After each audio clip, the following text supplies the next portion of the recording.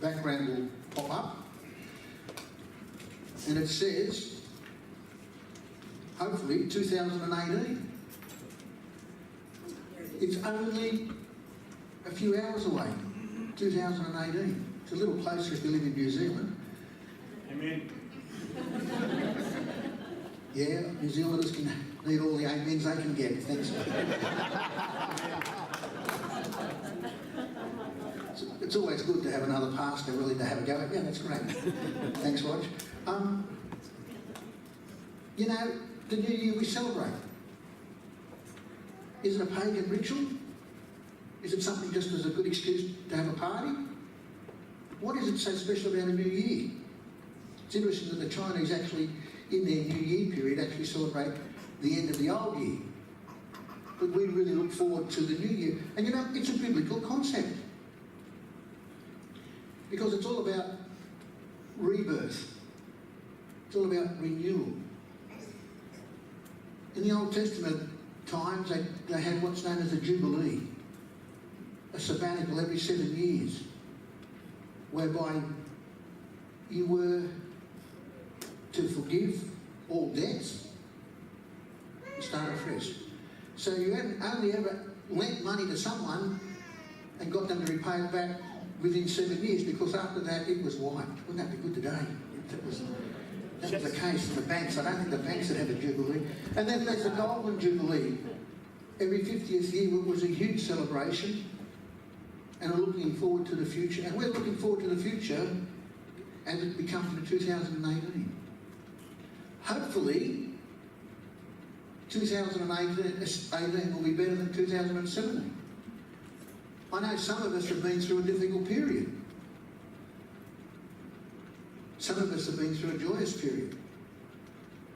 But even the Queen had her Annus Horribilis, a terrible year. That was way back in 1997. But what does 2018 mean for you? I hope that as we go through our little talk today, that 2018 will be a year of prayer and a year of humility for you. Most people, all they want out of life is to be loved, to be able to love, and to be safe. If you were a child being born next year, or being born in the last few years, where could you go to be safe in Australia? Have a think about that while we just have a look at this. We're going to look, before we can look at 2017, we're going to have a look at before we can look at 2018, we need to look at 2017 in review, because we need to realise that in a short 12 months, what actually happened. I've been reporting for the past 17 years and I have never seen anything like this. I can see a bullet in my neck. Jesus, this is scary. For best picture. Rory, what did you do? We didn't have any time to get anything. We're talking about crimes against humanity and genocide. My neighborhood in flames. There's disbelief that this fire could have happened at all. Everybody go!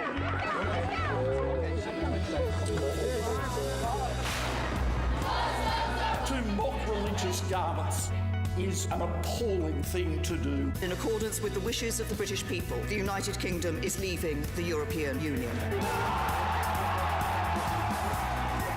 Yes, we did.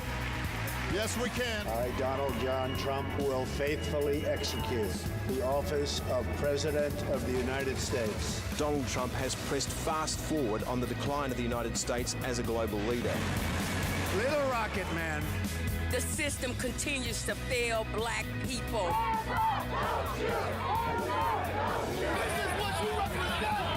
The death of Justine is a loss. Sometimes it takes an unfortunate turn of events to bring a diverse group of people together. I am a human being. Tall, What do you think you're doing? Keeping the British hand up, sir. His loss has magnitude. You simply can't replace it. Try and enjoy yourself, I do. Women speak! We yell! We are here! We will not go away! 61.6%. What a day for love! And to be here today when Mungo Man is almost home, it's so special. Australia are going to a fourth consecutive World Cup.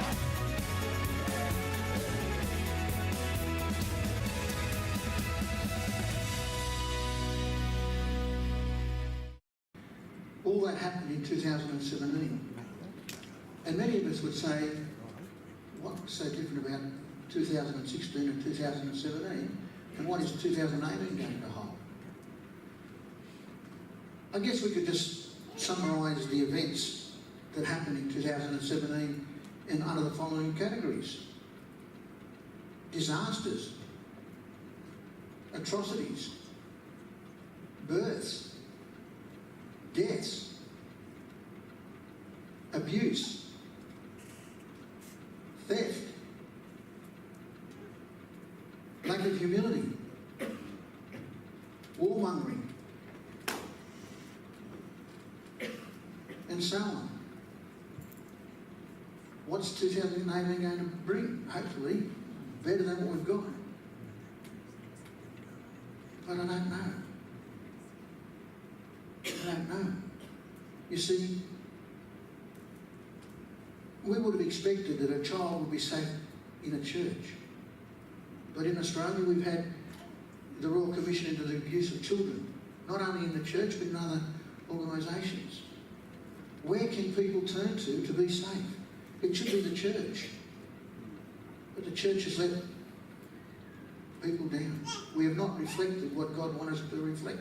And most of that, all the disasters, all the things, all the greed that goes on is due to a lack of humility and mainly greed and jealousy and wanting to be on top and wanting to be a winner at all costs. But maybe there is hope for us in 2018. What's next? Let's have a look. Well, we know that technology is going to change things, and it's likely that 30% of banking jobs and others will be overtaken by technology within 5 years. There are going to be 30% of people that used to go to work doing a particular job no longer able to do that job and will have to look at occupying their time in a different way. That's what we know is going to happen in the future. Next. We've learned. We really know how to put our priorities. We're going to have $200 billion Qatar is going to spend on the World Cup. $200 billion. And yet we've got poverty. I'm sure I know it's difficult to get priorities right and the economy and all this and the other. But when you look at it, there are people in need. There are people that are being ripped off. There are people that are being abused. And yet we can spend $200 billion to host a couple of soccer matches. That's what we know, that there'll be more profligate spending going on in 2018. But we also know this.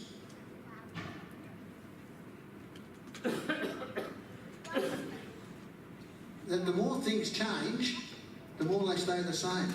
Take a look at an example in the office. In the 19th century, everybody worked by standing up at their desk. And in the 1950s, we discovered chairs that was good to sit down. And then in the 1980s, we had that special ergonomic type thing and everybody studied.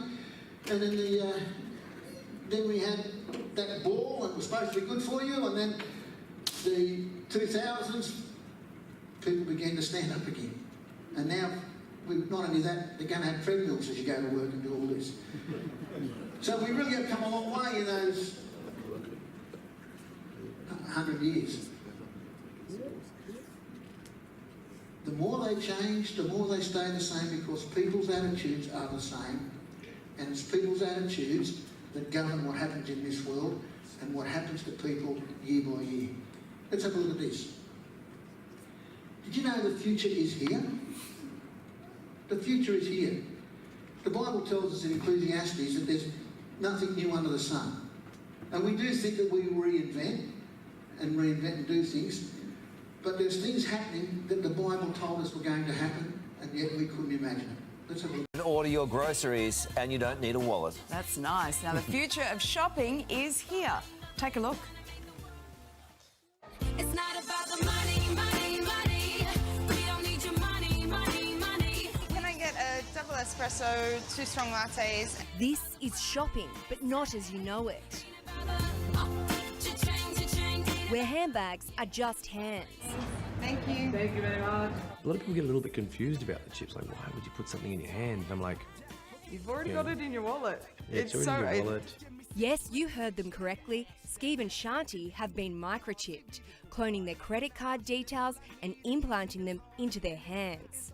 With security, you know, we lose our wallet, put our bag down, all that sort of stuff, walk away. You don't walk away from your hand. So from that perspective, it's always on you and you never have to remember it as such. It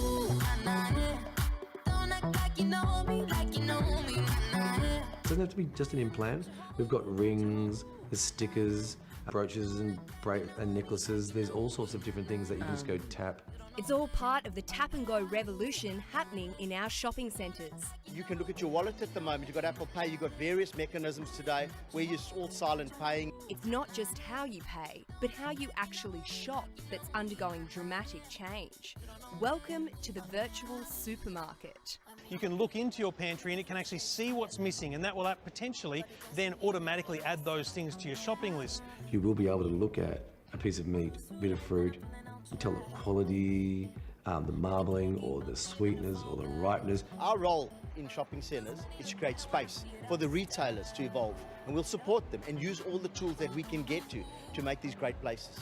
Amazon will soon debut walk-in, walk-out technology in their stores. You can walk into a store, basically scan a barcode from your mobile phone, grab anything you want from a shop, and then walk out without talking to anyone, without even putting it through a terminal, because they can see, the robots, the computers can see what you're picking up in the store and then know you walk out of the store with it. Or you can order from the comfort of your own home. Order trash liners. I found Glad Tall trash bags. Would you like to buy it? Yes. With one simple command, Amazon's Echo voice recognition device will have anything you want delivered to your door. Yeah. It authorises it, it makes the payment because it's already got your details, and as long as the authorised person on the account actually orders it and uses that passcode. You may not have heard of brainware, but soon it could be helping you shop with your thoughts. Show me just the gluten-free products, please. And I have activated the gluten filter for this shelf.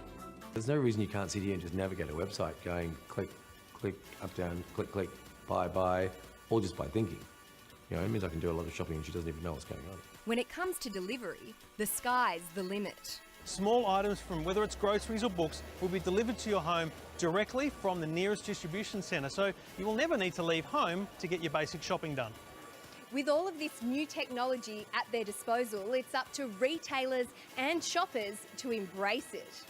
But would you use it? So I don't know if you'd get the same enjoyment out of virtual reality. New things are good for us. Kind of scares me. Technology is just so advanced now, and I just feel like it's overwhelming. It's a pretty cool experience, so it would be interesting to see how different it is to actual gorilla. It'd be so great in the future, won't it? You'll just never have to have human interaction ever again. Why would you want to? Like pesky people go away and you can just consume. Buy. Just sounds like heaven. Shop. Well, you do like a shop. I do like a shop, but it also... You just bought another pair of Jimmy Choos. There's the problem, right there. You just walk past it. There's another Carl's Patty outfit. And you have a thought, you think, oh, that's a nice dress. There goes some just chocolates. Bought it.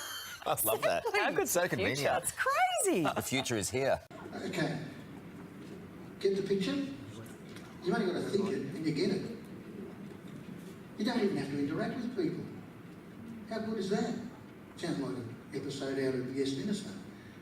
The best hospital is one without patients. That's what the world is leading us to. And this microchipping and paying for it. I remember when Mancard first came out, and I had 3 coloured bees, and people saying it was the mark of the beast, 666. And I thought, back then, how could anybody ever put themselves into the fact that they're going to have the mark of the beast on their hand or on their forehead. And when you see that, you can understand that how society will end up thinking that way, and it would be so easy for that to happen because of security and other things. Now, those implants, that sort of stuff, they're not the mark of the beast. The Bible tells us very clearly what the mark of the beast is, and tells us that it's those that belong to the Antichrist. I'm not saying that's what that is, but the future gives us a future where we ought to be worried in some ways, because it's leading, I guess, to the end times. It's leading to the horrors and things that are happening.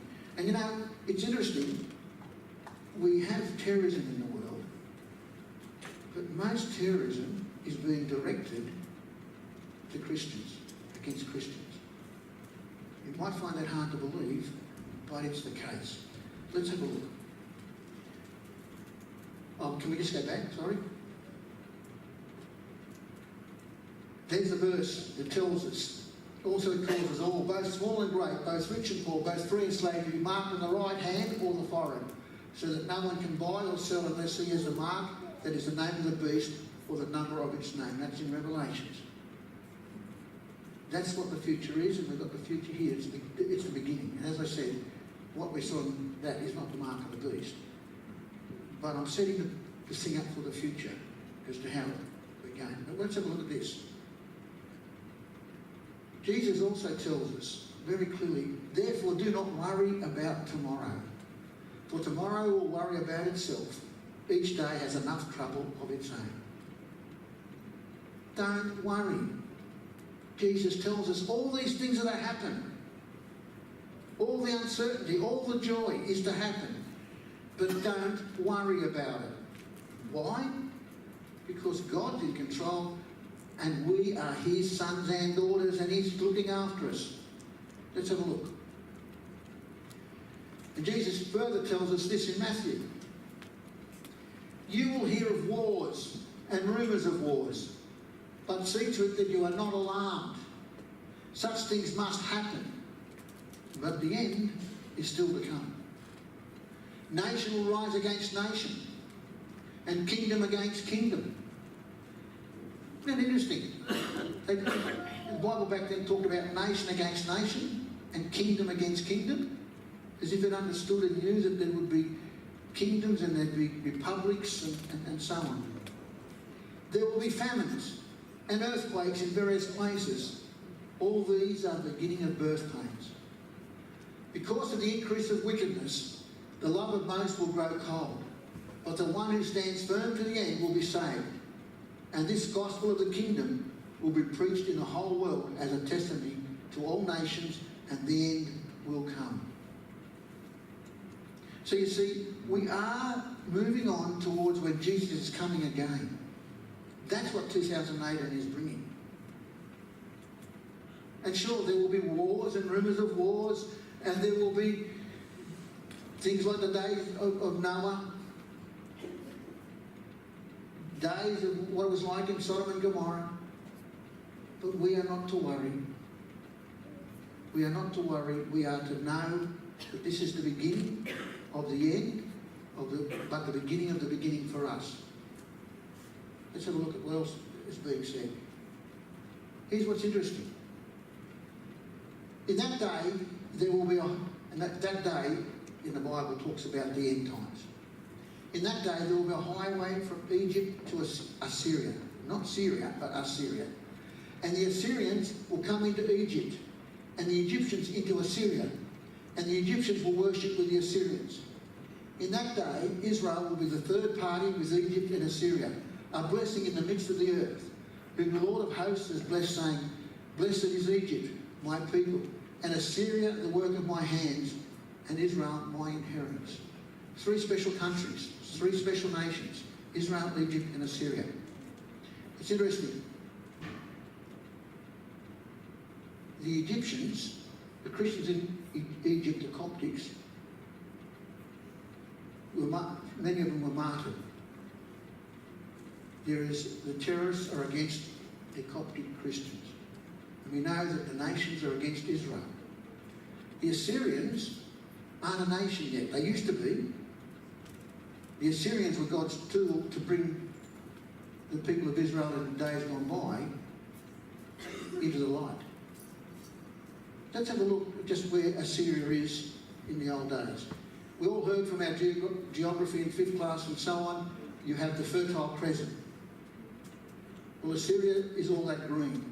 The dark green in the middle is basically where the Assyrian nation ought to be, not the lighter green. And right in the middle, what do we have, the Assyria? Nineveh. And we all know Nineveh. It's where Jonah had to go and tell the people to repent. It's very interesting. And they did repent. Where's Nineveh today? Believe it or not, Nineveh, and we've all heard of the modern name of Nineveh, is Mosul. Mosul. Where all the terrorism and the wars are being fought. But the Bible tells us that Egypt, Nineveh, Mosul, and Israel will be linked by a highway of peace, a highway of worship.